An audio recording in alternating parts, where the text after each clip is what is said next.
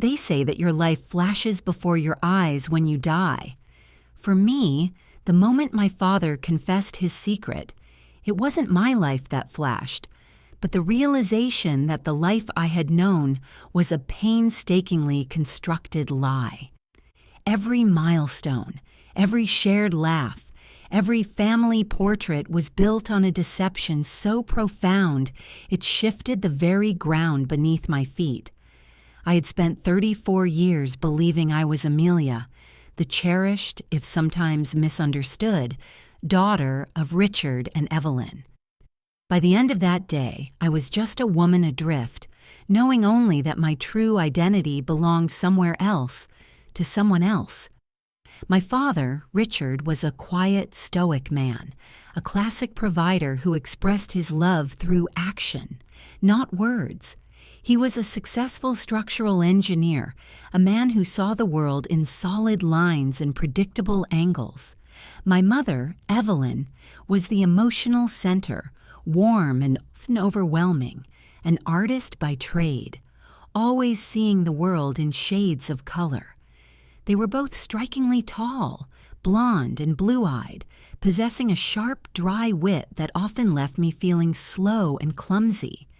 I, in contrast, was shorter, with thick, dark, curling hair that resisted all attempts at styling, and I possessed a relentless, almost manic need for creative expression that often clashed with my father's pragmatic, predictable world. "You're an outlier, Amelia," my mother would often sigh, half jokingly, whenever I changed my career path or redecorated my apartment for the 10th time. I had always assumed I took after some distant, unseen relative from my mother's side. I just didn't fit the mold, but their love was the constant. It was the only thing I never questioned, the absolute, unshakable foundation of my existence. The story begins, as all life-altering stories do, with an ending. My father was diagnosed with aggressive pancreatic cancer 15 months ago. The decline was brutal and swift, a horrifying erosion of the strong, silent man I knew. In the final weeks, he was confined to the sunroom, which we had converted into a hospice room, his large, capable body whittled down to bone and frailty. My mother and I took turns with the night shifts, a grim routine of administering medication and monitoring the slow, rhythmic beeping of the machine that was measuring his fading life. I was sitting beside him on a Tuesday evening, the air heavy and still, the clock ticking towards an inevitable end. My mother had stepped out to talk to the hospice nurse about increasing his pain medication. It was just the two of us, the silence thick and heavy, punctuated only by the shallow, rattling sound of his labored breathing. He hadn't spoken much in days, but then, with a shocking surge of energy, he suddenly reached for my hand. His grip, surprisingly strong and cold, was urgent and desperate. I leaned closer, my ear almost touching his dry lips, expecting him to confess a financial mistake or an old, forgotten argument with my mother. I was prepared for anything but the words that followed, delivered in a broken whisper that sounded less like a confession and more like a plea for salvation. "Amelia," he rasped, his eyes locking onto mine with an intensity that burned through the fog of the illness. His eyes, for the first time in weeks, were clear. "I have to tell you something, before it's too late. It's the only thing I regret." I squeezed his hand, attempting to soothe him. "It's okay, Dad. Whatever it is, it's okay. We love you." He shook his head slowly, painfully, his eyes never leaving mine.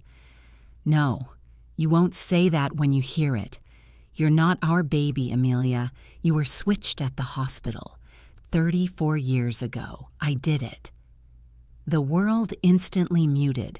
The rhythmic beeping of the monitor seemed to pause, and the air was sucked out of the room. I pulled back slightly, staring at his gaunt face, searching for a sign of delirium, a flicker of medication-induced confusion, or a cruel, dark joke. There was none, only crushing, unbearable, undeniable truth reflected in the abyss of his eyes. "What are you talking about, Dad? You're confused. The medicine, it's making you talk nonsense," I tried to rationalize, my voice thin and high-pitched. He tried to speak again, but only managed a painful cough. I quickly gave him a sip of water, and he motioned for me to lean in again. "No, I'm lucid now. I have to confess, it was a mistake at first, a moment of panic, and then a terrible, selfish choice." He gathered what little strength he had left and started to recount the story, pausing every few words to draw a shallow breath. It happened 34 years ago in a maternity ward that was chaotic and understaffed. I was born after a difficult, long labor.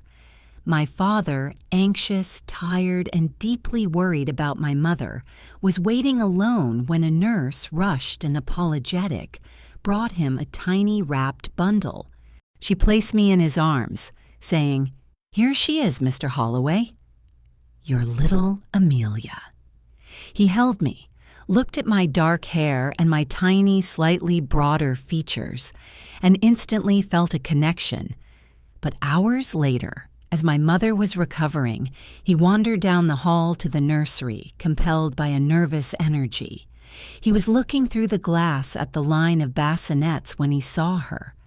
A blonde, blue-eyed baby girl, perfectly Nordic-looking, the spitting image of his family, exactly what he and my mother had always envisioned.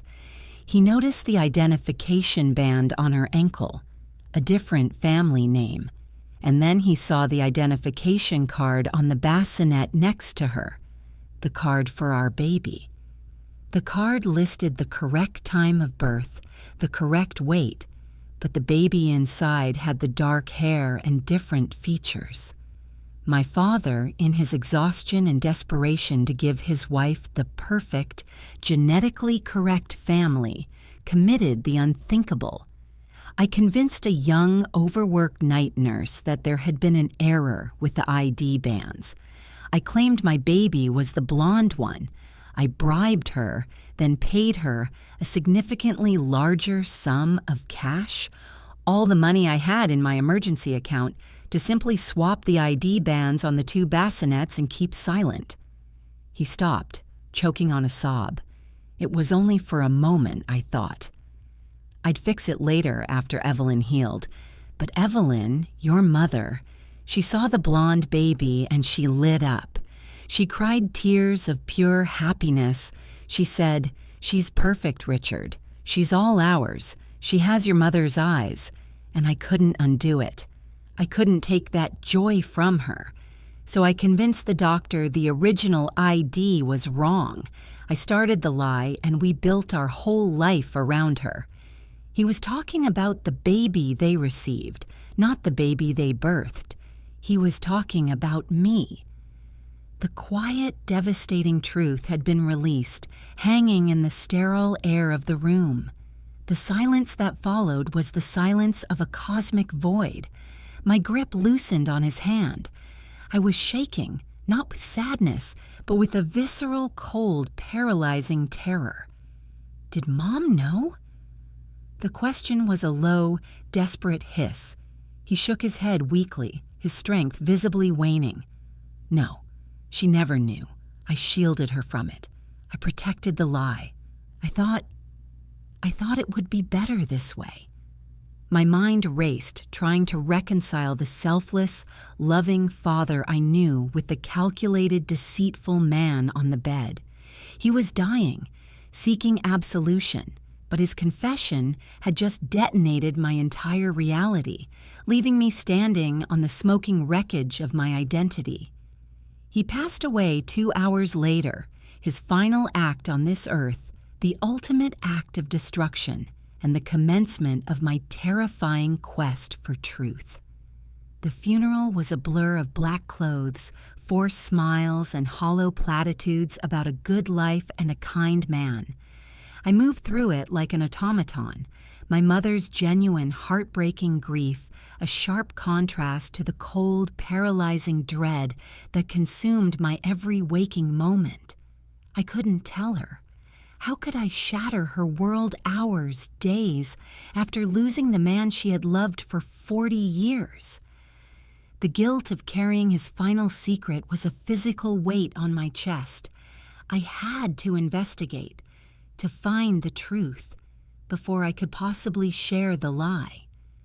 The day after the burial, I told my mother I needed to take some time off to organize my father's complicated estate.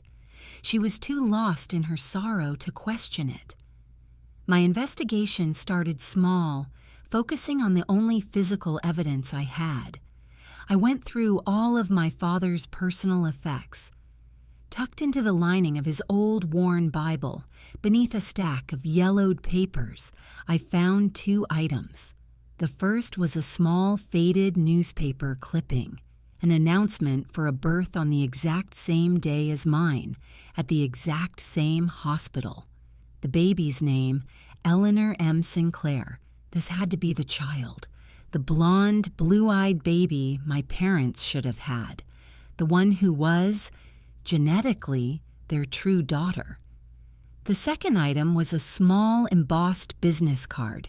It was an old school card for a registered nurse.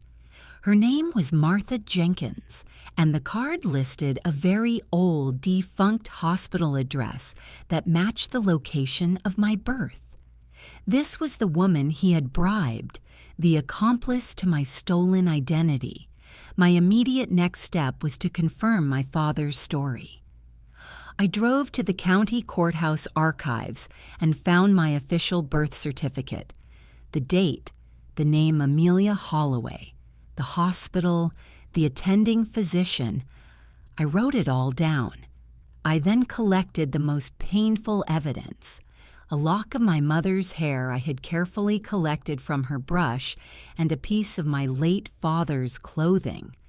I submitted my own DNA sample, along with these parental samples, to a private high-accuracy testing lab. I paid extra for the rush service. The waiting period was an eternity of cold, gut-wrenching dread. When the email finally arrived, the subject line was clinical, but the contents were devastating. The results confirmed the unthinkable. Richard and Evelyn Holloway were not my biological parents. The probability of parentage was 0.0%. The genetic truth had been severed from the emotional truth. I was a child of different blood, raised in a lie, a ghost in my own home. My focus shifted immediately to the nurse, Martha Jenkins. I tracked her down using her name and old hospital records, cross-referenced with modern social media profiles.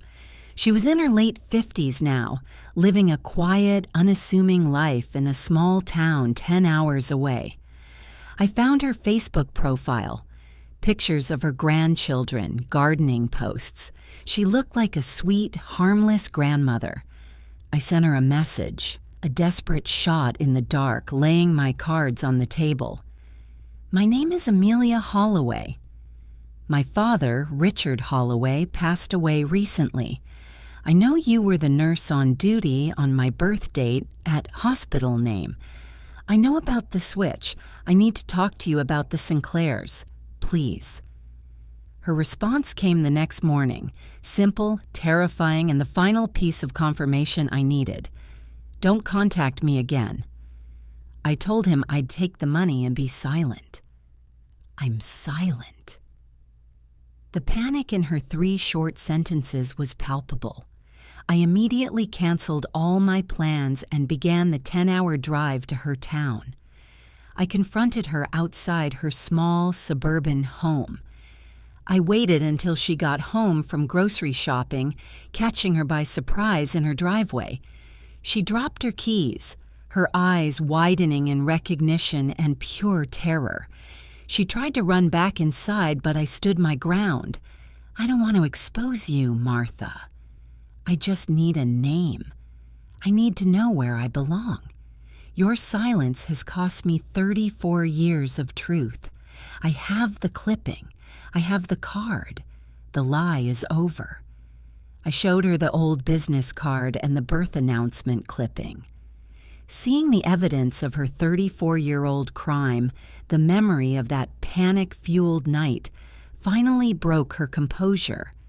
Martha Jenkins, tears streaming down her face, confirmed everything my father had said, but added a horrifying detail.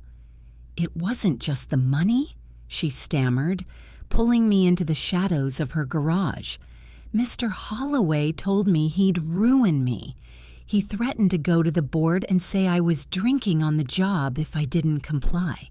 He was so determined, so commanding. He wasn't just desperate. He was cruel."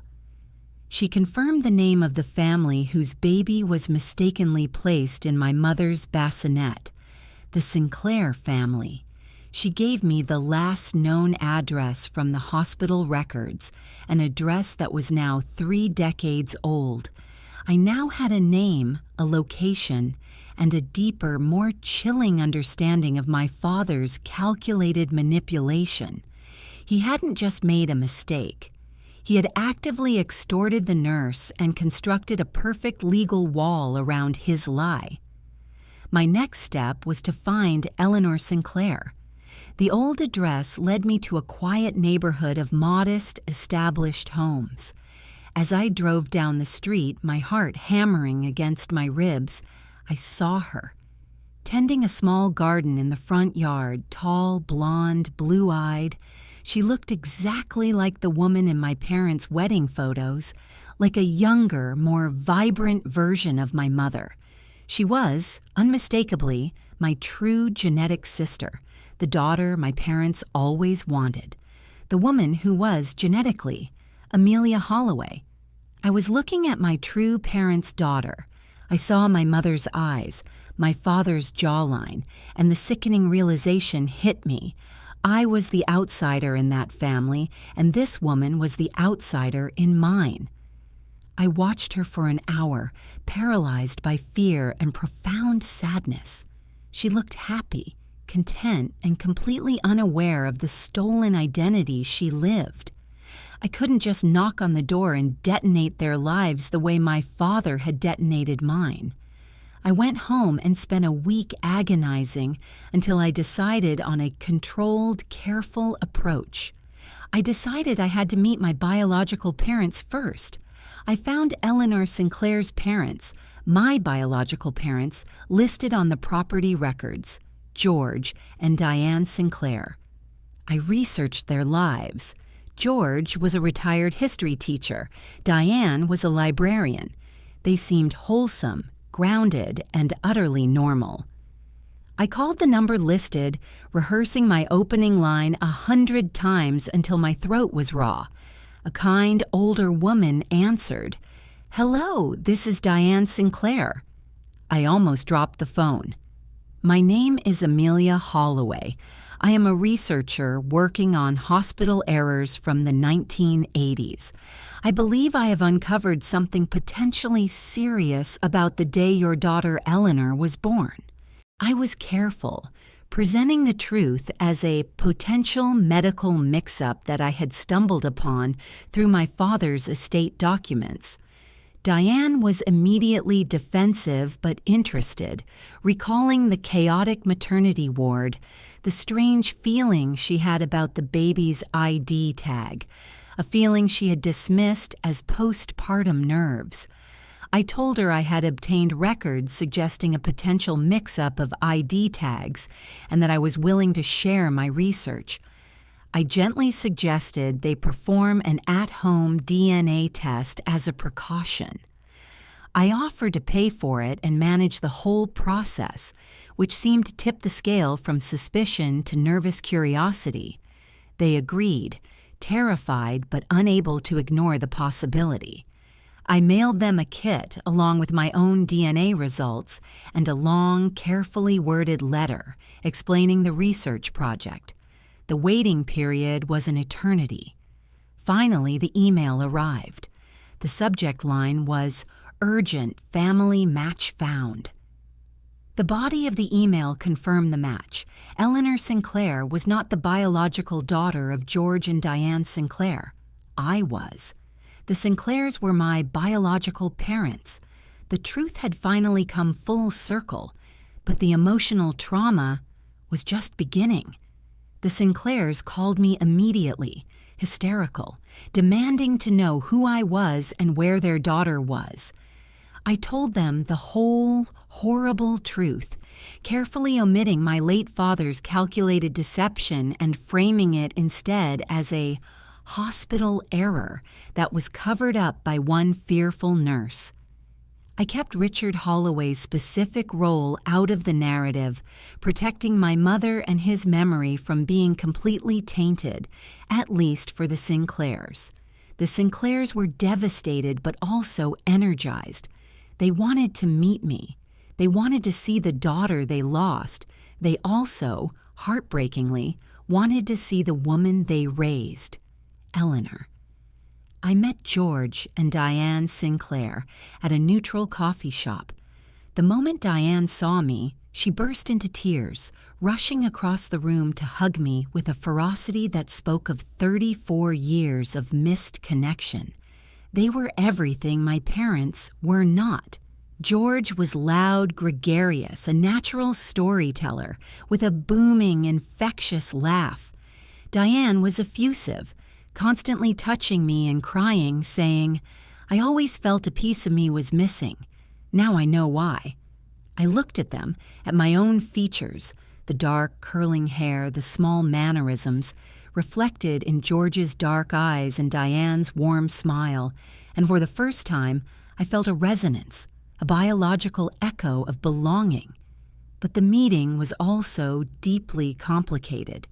They were desperate to integrate me into their lives, but I was 34 years old, already fully formed. Their loss was profound, but so was mine. I had gained 2 new, loving strangers, but I had lost the certainty of my family history. The next, most difficult step was the confrontation with my mother, Evelyn. I sat her down in the quiet, empty kitchen, the same kitchen where my father had confessed. I gently placed the DNA results on the table. I told her the whole sanitized story of the hospital error and the nurse's deathbed confession. I watched her face drain of color as she read the clinical, unfeeling report. She didn't cry. She didn't scream. She simply stared at the paper, then at me. "But I raised you," she whispered, her voice a thin, fragile thread. "I held you. I fed you. I taught you how to read. That makes you mine. That piece of paper is wrong." Her denial was a necessary shield against the raw existential pain. It took weeks of gentle, patient explanations, and finally, a meeting with the Sinclairs, before the reality truly sank in. My mother was faced with the reality of both loss and gain. The 4 of us, my mother and the Sinclairs, cried together, a messy, raw meeting of 2 families united by a single, colossal mistake. My mother and Diane, the 2 biological mothers, held hands, mourning the years lost and the shocking circumstances that brought us together. The final and most complex relationship was with Eleanor Sinclair. I was the walking, breathing proof that her entire life was also a lie. She was initially defensive and resistant. She had her own identity, her own life, her own memories with George and Diane. She had no desire to be the missing daughter of Richard and Evelyn. Her parents' grief felt to her like a rejection. When I finally met her, it was cold, cautious, and intensely tense. She saw me as an intruder, a devastating mistake that threatened her foundation. "You took my life," she accused me, her voice trembling with barely controlled rage, even though I had done nothing but seek the truth. "No, Eleanor," I responded calmly. "Your life wasn't taken. It was swapped, just like mine. We were both victims of a cruel twist of fate and a moment of panic. We agreed to a slow, gradual approach facilitated by a family therapist who specialized in complex trauma. The four parents, Evelyn, George, and Diane, were supportive, forming a strange, new, and unconventional support system, a blended family born of disaster. Evelyn found a strange kind of peace. She realized that while she had lost a biological daughter 34 years ago, she had never lost me, the daughter she raised. She maintained a cautious but loving relationship with Eleanor, the child who was biologically hers, but a stranger in every other sense. I, in turn, gained two new parents in George and Diane, who taught me the history of my own genetic makeup, sharing stories of their own childhoods, showing me pictures of my genetic grandparents. They called it catching up on 34 years of silence. But the scars of that deathbed confession remain. I still grapple with the question of my true identity. Am I Amelia Holloway, the daughter of the man who lied and loved me fiercely, or Eleanor Sinclair, the woman who was swapped? The answer, I've decided, is neither. I am simply the woman who survived the lie, forged by two families and now defined by the painful truth. The complexity has forced me to redefine what family truly means. It isn't just about blood, it's about the years of shared life, the sacrifices made, and the unconditional love given. My mother, Evelyn, is my mother in every sense that matters. My father's actions, though unforgivable, were rooted in a selfish desire to create perfection for the woman he loved, a flawed and criminal decision that brought me into his life. I eventually went public with the story, a choice that was met with both support and incredible scrutiny. I didn't do it for fame. I did it to own the narrative. I gave an interview, keeping the original hospital error story and not disclosing my father's cruel financial manipulation of the nurse. I did this to honor the promise I made to Martha Jenkins and to preserve my mother's peace. She truly believed her husband was a good, if deeply flawed man. I couldn't rob her of that final comfort. The emotional landscape of my life is now permanently altered, a shifting terrain of biological and nurtured connections. I am learning to embrace the parts of the Sinclairs that are me, the love of history, the deep emotional well, and the parts of the Holloways that are me, the stoicism, the dedication to work. My father's final confession may have destroyed my past, but it finally gave me the chance to build an honest future. I lost the illusion of a simple life, but I gained an invaluable, unbreakable clarity. And that clarity is the foundation of my new, beautifully complicated existence. The final emotional hurdle was forgiving the man who caused it all. I wrestled with my father's memory for months. Richard Holloway was not just a deceiver. He was a husband who put his selfish desire for a certain look above the truth, above the sanctity of two families. The knowledge of his coercion of Martha Jenkins, the way he ruthlessly protected his own lie, hardened my heart initially. I felt cheated, not just of my biological family, but of an honest relationship with my father.